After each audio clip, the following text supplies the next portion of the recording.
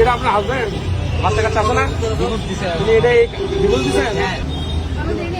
জান নাই মানে ওর যে সব কাহিনী এরা রিসোর্টে চলে যায়, প্রত্যেকটা রিসোর্টের কমবেন আমার কাছে আছে। আমি এই অবস্থায় কি তাকে সংসার করতে পারি?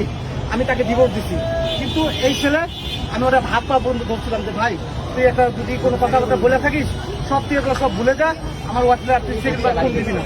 এই খানকির তোমার এই হচ্ছে সবসময় ভাই প্রেসের লোক আপনারা দেখেন, এ সবসময় ফোন দেয়, এমনকি আমার সাথে কিভাবে লুকোচুরি করতে হবে সব শিখাই দেয়, আমার নামে কিভাবে মামলা দিতে হবে সব শিখাই দেয়, ও সব কিছু হচ্ছে। আপনি আমার বাসা হচ্ছে ঈশ্বর দিতে। ঈশ্বর দিব আপনার হ্যাঁ বাংলা থেকে আপনি এখানে আসছেন? হ্যাঁ আমি ওকে ধরার জন্য আসছি। তোমার বাসা আজকে 7 দিন ছুটি নিচ্ছে ওর ধরার লেগে।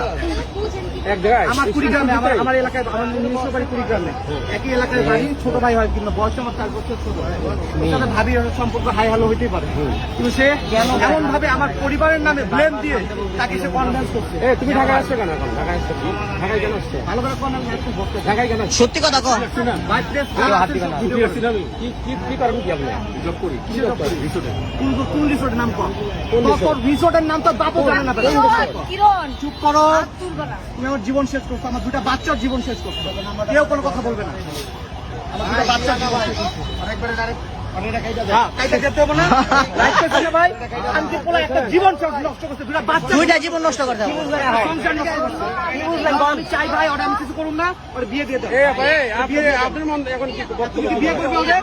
আপনিও নাকি বিয়ে করবেন? তাহলে কি করে মাইরা ফেলবেন? বিয়ে করবা? হ্যাঁ না বিয়ে করেন না। প্রত্যেকটা রিসোর্টে চাই। দুদিন আগেও সেই রিসোর্ট গেছে, মাওয়া গেছে। এই পুরো কোথায় যাচ্ছেন আপনি? কোথায় যাচ্ছেন? দাঁড়ান একটু। যৌতুকের জন্য 10 লাখ টাকা চাইছে, যার কারণে আমরাও তো আছি। ওর বউ হচ্ছে ডিভোর্স দেয় না, কারণ এ পলাতক, তো 1.5 বছর ধরে ওর বউর সাথে কোনো সম্পর্ক নাই। ও পলাতক, ওর বউ জানে না কোন জায়গায় আছে, ওর বাপ মা পর্যন্ত জানে না, এত পরিমাণ আসামি। কথা কবি না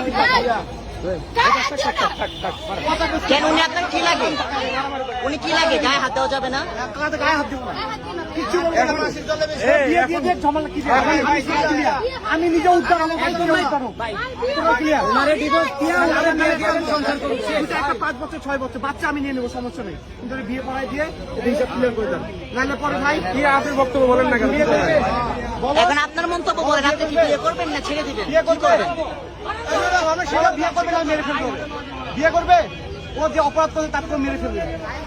আচ্ছা গায়ে হাত আচ্ছা আপনার মন্তব্যটা বলেন, আপনি কি করতে চান? আপনি কি বিয়ে করবেন নাকি ছেড়ে দিবেন? কি করবেন?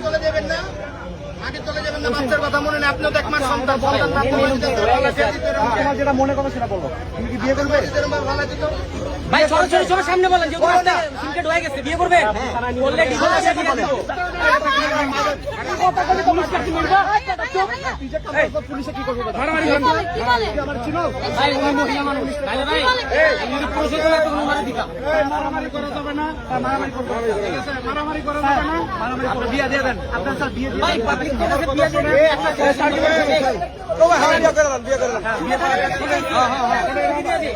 আপনারা সবাই কথা বললে তো হবে না। সমস্যা আছে, সমাধান আছে। অবশ্যই আমি সমাধান চাচ্ছি। সমাধান চাচ্ছে, দাঁড়ান আমরা সে চাচ্ছে না, বিদায় পড়াচ্ছে। শেষ করি, আর পালাইতে পারবে না। আমরা থানার গাড়ি ডাকতেছি, জি রাইট, থানায় যাবে, প্রমাণ দেখে শেষ করি।